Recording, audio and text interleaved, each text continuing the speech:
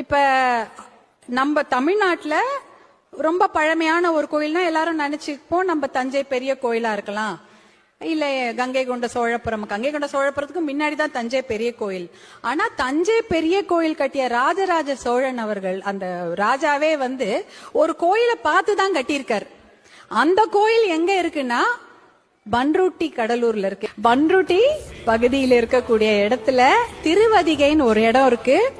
அங்க ஒரு கோயில் இருக்கு. 1300 வருடங்கள் பழமையான ஒரு கோவில்.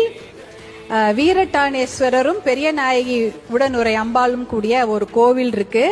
அதை கட்டியது ஒரு பல்லவ மகாராஜா. இந்த கோவில்ல சிறப்புனா அந்த கோவிலுடைய கோபுரத்தோட நிழல் தரையில படாது. அதை பார்த்து விட்டுதான் ராஜராஜ சோழன் என்ன சொல்றாரு, நானும் இத மாதிரி ஒரு கோவில் கட்டுவேன், அது மிகப்பெரிய பிரம்மாண்டமான கோவிலாக இருக்கும், ஆனால் அந்த கோவிலுடைய கோபுர நிழல் தரையில படக்கூடாது அப்படின்ற விஷயத்தை எடுத்துட்டு போய் தான் அவர் அங்க தஞ்சை பெரிய கோயிலை கட்டுறாரு. இந்த